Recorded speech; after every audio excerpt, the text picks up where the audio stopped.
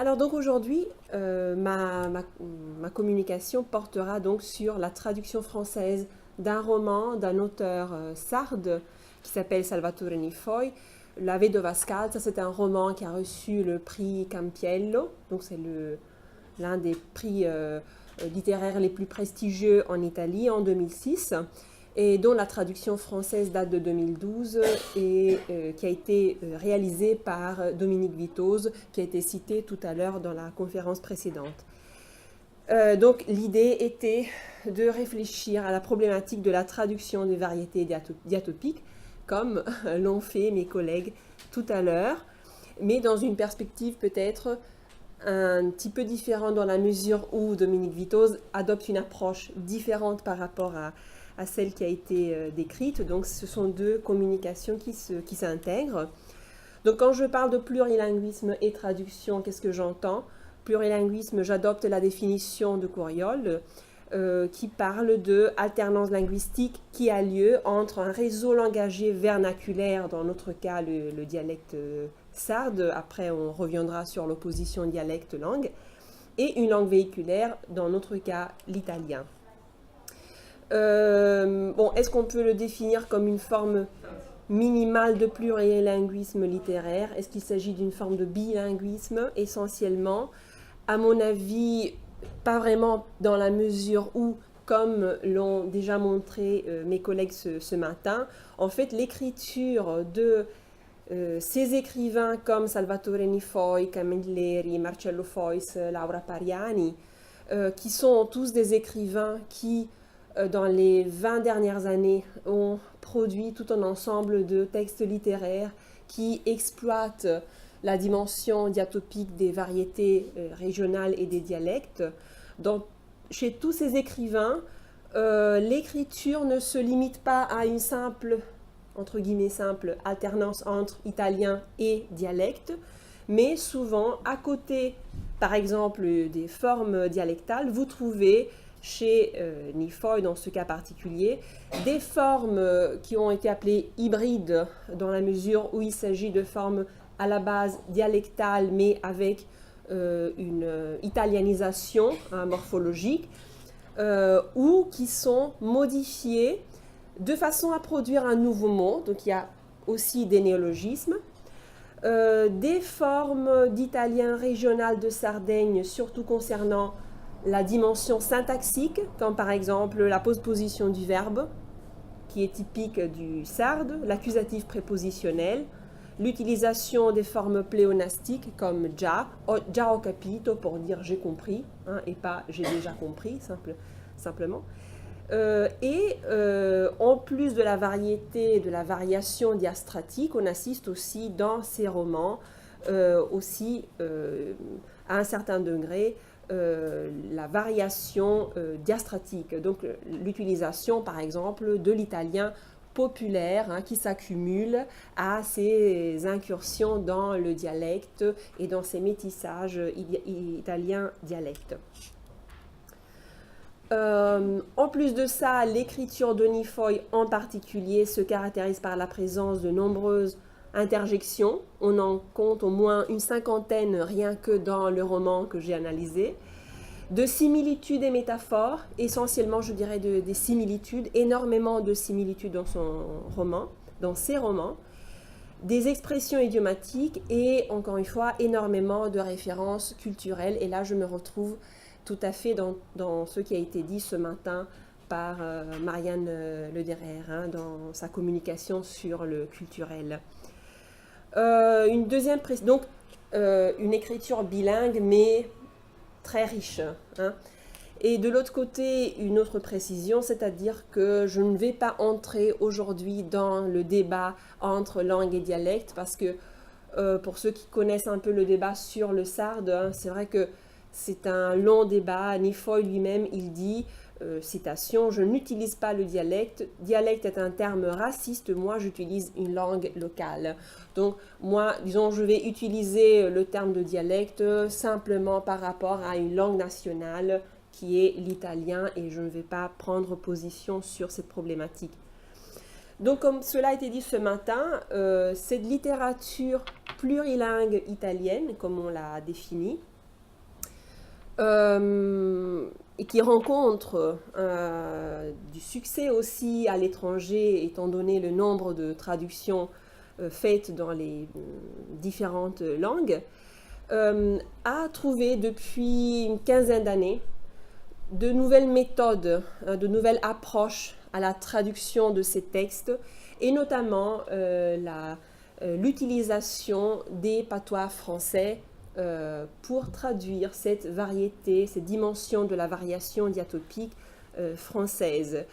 Donc, comme le dit Couriol, les textes plurilingues italiens sont comme déclencheurs pour le traducteur d'une véritable réflexion à mener sur sa propre langue, donc sur le français.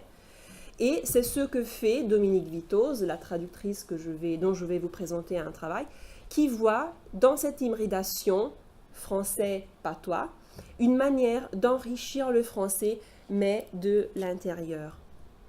Et donc, par exemple, parmi les traducteurs les plus connus qui ont mis en œuvre ce type de stratégie, on cite Dominique Vitoz et Christophe Mileschi. Dominique Vitoz qui a traduit en utilisant le Poitevin Saintonge, le Lombard de Laura Pariani, le Lyonnais pour le Sicilien de Camilleri, ou le Sarde de Nifoy, ou en ce qui concerne Mileschi, le patois de la Meuse, pour restituer le dialecte de Malo dans le roman Libera Nossa Malo de Meneghello. Et là, je reprends une citation qui a été, en fait, je la reprends, qui a été déjà proposée ce matin, donc ça tombe vraiment bien. Vitoz elle-même, qui est c'est une traductrice qui à la fois produit aussi des textes scientifiques de réflexion sur sa propre façon de traduire, donc c'est intéressant de voir aussi cette perspective. Donc elle dit, il s'agit de créer un français métissé, mais sans l'inventer. Donc l'opération ressemble de près à, donc je traduis, à celle que mettent en pratique certains écrivains francophones des Antilles et d'Afrique, comme Patrick Chamoiseau et Amadou Kourouma, donc lorsqu'ils intègrent dans leur écriture en français des éléments en créole et en malinké. À une différence près, et ça peut-être va pouvoir répondre à votre question de ce matin, à une différence près, il me semble, c'est-à-dire que quand on lit un texte de Chamoiseau, on comprend que ces incursions dans une autre langue, disons, ce sont des incursions au créole, alors que dans le cas des traductions, par exemple de Dominique Vitoz, quand le lecteur français lit la première fois une traduction de Dominique Vitoz, sans savoir bien sûr qu'elle utilise les dialectes, il va avoir un effet de dépaysement, un peu une surprise en lisant ces expressions, mais un effet de surprise qui n'est pas forcément lié à une réalité géographique particulière. Donc on lit, les Français, moi j'ai posé des questions moi je ne suis pas de langue maternelle française, mais j'ai posé des questions à des personnes de langue maternelle française qui n'avaient pas reconnu la provenance géographique de ces expressions-là. Et c'est ce qui fait que, par exemple, les traducteurs français peuvent exploiter cette possibilité, c'est-à-dire parce que justement, le lecteur français n'arrive pas, donc il voit que ce n'est pas du français standard, mais il n'arrive pas à reconduire ça à une réalité géographique spécifique, alors qu'on ne pourrait pas faire la même chose en allemand, ce qui fait que, par exemple, pour la traduction allemande de ce même roman, j'ai lu une interview au traducteur allemand qui disait justement « Je ne peux pas faire ce type d'opération parce que les Allemands, et cela a été dit aussi ce matin par la collègue, les Allemands, ils reconnaîtraient trop facilement la provenance géographique de ces expressions et cela créerait un décalage trop fort donc qui rendrait impossible la lecture d'un roman dont l'intrigue se déroule en Sardaigne. Donc ce serait trop de proposer ça, par exemple, pour les traductions allemandes. Donc pourquoi en particulier je me concentre sur la Vedova Scalza? Disons que cette stratégie d'utiliser le patois pour restituer la variation diatopique de ces romans plurilingues italiens est un phénomène qui est désormais étudié depuis une dizaine d'années. Mais moi, ce qui m'intéressait, c'était de montrer qu'il n'y a pas seulement l'utilisation de cette stratégie, c'est-à-dire que Dominique Vitoz n'utilise pas simplement, il n'y a pas une équation sarde-lyonnais, donc ce n'est pas systématique, déjà parce que cela n'est pas toujours possible de trouver un équivalent en lyonnais pour traduire le sarde, et puis parce que sa stratégie est, je trouve, est beaucoup plus complexe, beaucoup plus riche. Et là, je me retrouve avec ce que vous avez dit ce matin, c'est une activité de création véritable, ce qui fait qu'elle utilise, par exemple, pour restituer ces expressions en dialecte sarde, aussi des formes désuètes et vieillies, des néologismes, ou du moins ceux qui me paraissent des néologismes, vous allez me confirmer, le français familier ou populaire, comme c'était le cas pour Camilleri. Et là, une chose que j'aime bien, c'est les expressions idiomatiques dans lesquelles je trouve qu'elle excelle de manière particulière. Donc les expressions idiomatiques, on en trouve beaucoup chez Nifoy. Et alors que, par exemple, dans la traduction allemande, souvent le traducteur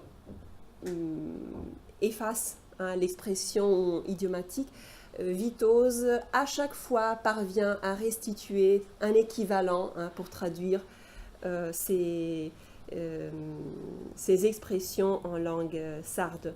Et puis, encore une fois, qui m'étonne beaucoup pour cette maîtrise et cet amour, je trouve, pour la langue française, c'est les procédés de compensation qui sont mis en œuvre pour récupérer ce que l'on perd à des moments dans la traduction.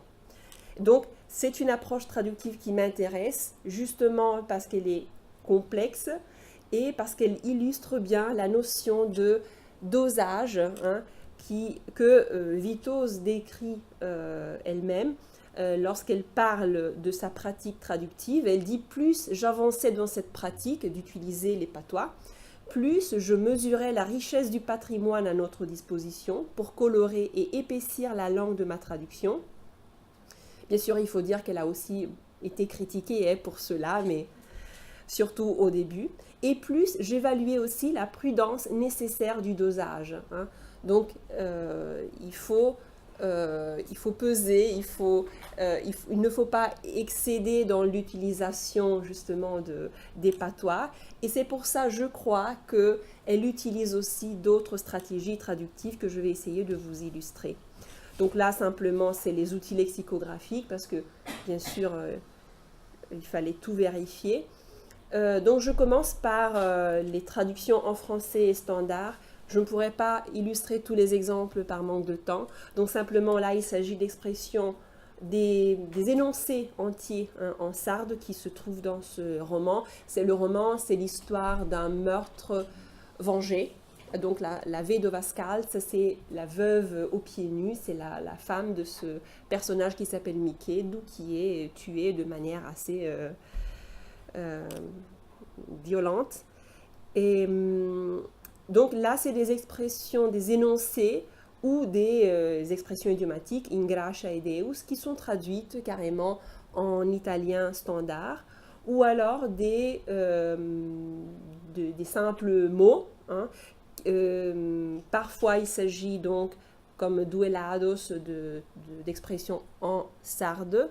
Parfois, comme dans le cas de pispiriste, c'est des formes hybrides. Pispiriste, ça vient de pispiristas en sarde, italianisé.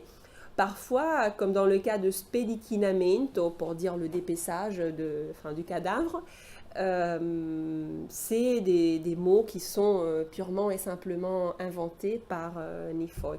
Donc d'où la difficulté de restituer tout ça. Donc dans ces cas, par exemple, vous avez des équivalents en français standard. Après, donc bien sûr, toute la richesse du parler lyonnais et avec des incursions dans le franco-provençal, pour restituer donc le sarde et les hybridismes, les expressions hybrides. Là, par exemple, pudiore, pudesciore, qui sont utilisés par Nifoy pour dire la puanteur, qui est traduit avec bocon, qui est une expression lyonnaise pour dire mauvaise odeur. Et d'où aussi, par exemple, elle utilise embocconner, qui est le verbe pour dire puer simplement. Ou par exemple nobépine pour traduire Calavrique, qui est le nom, l'appellation de ce personnage Michedu, qui était connu sous le nom de Calavrique, variété sarde pour dire aubépine. Et donc Vitose utilise la variante picarde d'aubépine, qui est nobépine justement, et qui est finalement assez transparente pour un locuteur de langue maternelle française. Après les formes désuètes et vieillies, comme par exemple la malmort, expression vieillie pour traduire Mama del sonno, qui dans ce contexte signifie exactement la mort violente, ou encore c'était battre vent, expression du moyen français, pour traduire une tournure de l'italien régional sarde pour dire ce n'est pas possible, c'était impossible de lui mettre son complet de velours noir, parce que le cadavre il était complètement en morceaux. Et donc traduction, c'était battre vent avec une expression vieillie, désuète. Des néologismes, ou d'après, enfin, ceux qui me paraissent être des néologismes, malurance, je n'ai pas trouvé malurance dans les dictionnaires et même sur le net, on trouve que ce sont des expressions que Vitose utilise pour ses traductions de Nifoy et de Camilleri aussi, pour dire mauvais en fait. Et qu'est-ce que tu patignonnes? Je ne sais pas si les Français peuvent apporter leur contribution. Moi, je n'ai pas trouvé de définition, donc je suppose que c'est un néologisme pour traduire istasildio, qui veut dire essentiellement tais-toi, arrête-toi. Après le recours au français familier populaire, comme on l'a vu d'ailleurs ce matin aussi, donc froussard par exemple pour traduire cacaredas et timetronos. Donc cacaredas, comme le nom le dit, c'est la diarrhée. Donc les gens qui ont cette réaction-là, c'est les gens peureux.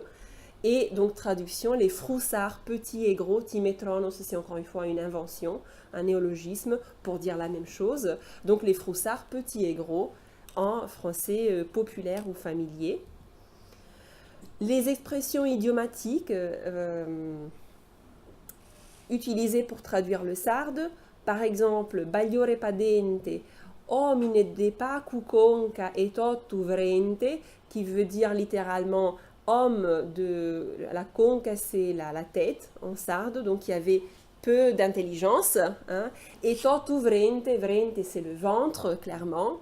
Donc on a l'image de cette personne, donc c'est une sorte de répétition, on dit deux fois qu'il était l'exemple de la sottise, et Dominique Vitose parvient à restituer cette image en disant un seau en 3 lettres, donc elle utilise une expression idiomatique, qu'on enverrait chercher de l'eau avec un panier. Ça, je ne sais pas si c'est figé comme expression, mais de toute façon, étant donné que c'est assez transparent, on comprend facilement le sens de cette expression idiomatique. Et puis, pour vous illustrer le principe du dosage, donc c'est pour vous dire, donc j'ai choisi l'exemple d'un verbe ammacchiare qui signifie devenir fou en sarde et qui est traduit, qui n'est pas traduit chaque fois avec le même équivalent dans ce cas-là, il ne s'agit pas du lyonnais, mais d'un terme, d'après ce que j'ai pu retrouver dans les dictionnaires du Haut-Jura, débroquer, pour dire perdre la tête. Donc, elle n'utilise pas débroquer à chaque fois qu'elle trouve dans le texte de Ni foi ammacchiare, mais elle dose ces stratégies. Donc, une fois, par exemple, elle utilise une expression idiomatique. Donc, dans le deuxième exemple, sembrava ammacchiato, on aurait dit qu'il battait la calabre. Ou, par exemple, dans le troisième exemple, per non uscirne ammacchiata, pour en sortir sans perdre la raison. Donc là, elle utilise le français standard. Donc, c'est une stratégie qui s'adapte vraiment à chaque occurrence de Sarde. Les compensations, donc là, le patois, les expressions idiomatiques, le français familier, donc toutes ces stratégies sont utilisées aussi comme stratégie de compensation. Et Vitose elle-même, elle fait la différence entre deux types de compensation. Une compensation de proximité, lorsque elle utilise, elle a recours à ces stratégies pour récupérer, rattraper, disons, une perte sémantique dans le contexte immédiat, alors qu'une compensation à l'échelle du texte, c'est quand de temps en temps dans le texte vous trouvez par exemple des expressions en lyonnais, alors que dans le texte de départ vous avez une expression en italien, et c'est plutôt une stratégie de compensation à l'échelle du texte dans sa globalité. Donc c'est pour récupérer un peu les pertes qu'on retrouve souvent dans la traduction et qui sont inévitables. Par exemple, compensation de proximité, e commente ti permittis, Giuda Iscariota, miserabile. Donc là, vous avez commente ti permittis en sarde. Traduction en français standard, comment oses-tu? Donc ça, c'est du français standard. Mais tout de suite, si vous voulez, une perte de la dimension diatopique qui est récupérée tout de suite dans le contexte immédiat en traduisant miserabile, qui en revanche est de l'italien standard. Donc on récupère cette perte en traduisant miserabile par charip, qui est une expression lyonnaise pour dire charogne. Donc c'est une compensation de proximité. Et là, par exemple, c'est un exemple de compensation à l'échelle du texte. Donc là, c'est le tout début du roman, qui décrit en fait le moment où la protagoniste retrouve le cadavre de son mari. Et dans cet extrait, vous avez au moins 6 occurrences d'expressions en sarde. Et en français, toutes ces expressions qui sont en gras dans le texte de départ ont été traduites en français standard. Donc là, vous avez une perte sèche, si vous voulez. Donc pour récupérer cette perte, au moment de traduire smembrato a colpi di scure come un maiale, come un maiale, c'est de l'italien standard, on aurait pu dire ils l'ont tué comme un cochon. Et, en revanche, Vitose choisit l'expression comme un queillon à la Saint-Cochon. Donc encore une fois, queillon, c'est du lyonnais pour dire cochon. Et donc ça fait, comme c'est la toute première phrase du roman, disons que pour le lecteur français, ça fait un peu un effet de surprise de se retrouver face à cette expression. Et donc finalement, elle parvient à recréer ce même effet de dépaysement qui finalement caractérise aussi le lecteur italien au moment de lire ce roman. Puis je termine avec les références culturelles. Là, je vais aller assez rapidement parce que le temps presse. Mais là aussi, pour la traduction des références culturelles en langue sarde, on assiste à l'utilisation d'une stratégie qui s'adapte vraiment au cas par cas. Donc on va de la stratégie, de la mise en œuvre de la stratégie de transcription, donc le mot, l'expression est laissé tel quel en sarde, en italique, et c'est notamment le cas des références culturelles qui représentent des éléments textuels qui sont vraiment trop importants. Donc la référence est le référent textuel pertinent, il faut garder la référence culturelle. Alors qu'on a souvent des modulations, voire même des adaptations. Là, j'utilise la terminologie de Vinet et d'Arbennet. Lorsque l'élément culturel a une fonction évocative, donc lorsqu'elle sert pour créer une ambiance, disons, sarde. Et tous ces phénomènes, donc pour tous ces phénomènes, on peut aussi avoir ou non des effets de compensation aussi. Donc par exemple, dans ce passage, c'est un dialogue entre les deux jeunes mariés, enfin ils doivent encore se marier, et la protagoniste, qui s'appelle Mintonia, lui dit « Pour ton mariage, je vais t'offrir un ispulicadentes ». Ispulicadentes, c'est ça, en fait. Il n'y a que les sardes qui connaissent ce bijou. En fait, c'est pour les hommes. On offre ça aux hommes pour le mariage.